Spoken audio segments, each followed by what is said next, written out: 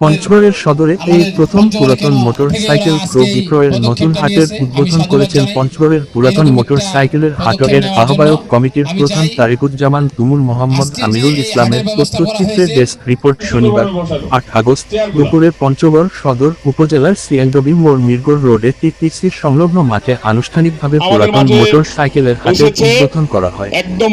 আনুষ্ঠানিকভাবে ফিতা ও পায়রা উড়িয়ে পুরাতন মোটর সাইকেলের হাটের উদ্বোধন করেন জেলা যুবদলের সাধারণ সম্পাদক ও পঞ্চগড় চেম্বার অব কমার্সের পরিচালক মো নুরুজ্জামান বাবু, ঢাকামরা ইউনিয়ন বিএনপির সাধারণ সম্পাদক মো আজাহারুল ইসলাম দলের সভাপতিত্বে বক্তব্য রাখেন ঢাকামারা ইউনিয়ন বিএনপির সভাপতি আলমগীর।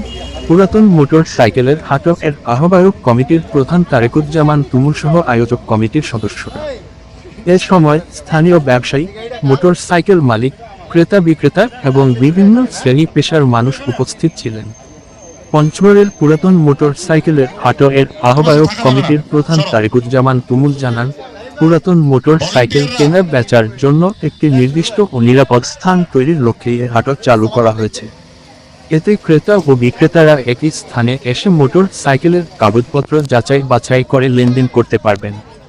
তারা জানান, প্রতি শনিবার পঞ্চগড় সদরের সিএনডব্লিউ মোড় মিরগড় রোডে টিটিসি সংলগ্ন মাঠে হাট বসবে।